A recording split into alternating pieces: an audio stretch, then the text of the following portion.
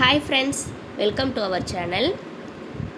வாங்க வீடியோக்குள்ளே போகலாம். நான் இன்றைக்கி 5 சின்ன வெங்காயமும் 2 வெத்தலையும் எடுத்திருக்கேன். வெத்தலை மீடியம் சைஸாக இருந்தாலும் சரி, பெரிய சைஸாக இருந்தாலும் சரி, 2 வெத்தலை எடுத்துக்கலாம். நல்லா க்ளீன் பண்ணி 2ஐயும் எடுத்துக்கலாம்.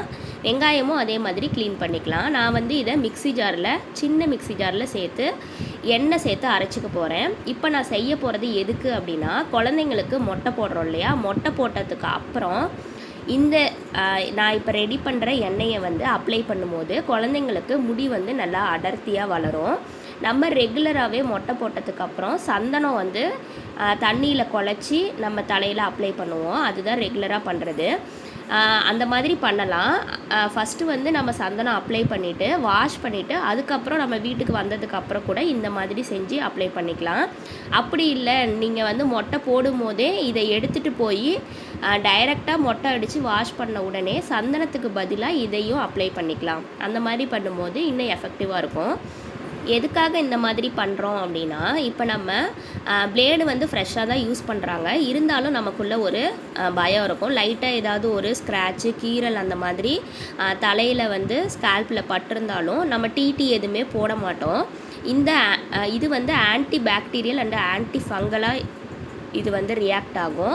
வெத்தலையும் சின்ன வெங்காயமும் இது கூட நம்ம தேங்காய் எண்ணெய் 2 ஸ்பூன் சேர்த்தும் அரைச்சிக்கலாம். இல்லை கேஸ்டர் ஆயில் 2 ஸ்பூன் சேர்த்தும் அரைச்சிக்கலாம். எது வேணும்னாலும் நம்ம சேர்த்து அரைச்சிக்கலாம். நம்ம ரெகுலராகவே மொட்டை போட்டதுக்கப்புறம் கொஞ்ச நாளைக்கு கேஸ்டர் ஆயில் அப்ளை பண்ணும்போது முடி நல்லா கருப்பாக வளரும், அடர்த்தியாகவும் வளரும்.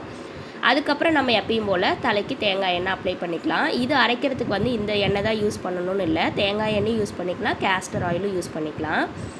இந்த மாதிரி நம்ம ரெடி பண்ணி வச்சதை டைரெக்டாக அப்படியே குழந்தைங்களுக்கு அப்ளை பண்ணக்கூடாது. லைட்டாக வெதுன்னு நம்ம சூடு பண்ணதுக்கு அப்புறம் தான் அப்ளை பண்ணணும். டைரெக்டாக அடுப்பில் வச்சு சூடு பண்ணாமல் இந்த மாதிரி ஒரு பாத்திரத்தில் தண்ணி வச்சு அந்த தண்ணி சூடானதுக்கப்புறம் இதை மேலே பவுலை வச்சுட்டு லைட்டாக வெதுன்னு வந்ததுக்கப்புறம் நம்ம ஹேரில் அப்ளை பண்ணலாம், ஸ்கால்பில். சின்ன வெங்காயம் வெத்தலை சைனஸு, தலபானம் அந்த மாதிரி குழந்தைங்களுக்கு கொடுத்துரும். குழந்தைங்களுக்கும் அது சொல்ல தெரியாது. அதுக்காக இந்த மாதிரி வெதுப்பான சூடாக இருக்கும்போது நம்ம அப்ளை பண்ணிக்கலாம். ரொம்பவும் சூடாக இருக்கக்கூடாது, வெதுன்னு இருந்தால் போதும். இது உங்களுக்கு யூஸ்ஃபுல்லாக இருந்தது அப்படின்னா கமெண்ட்டில் சொல்லுங்கள். தேங்க்யூ.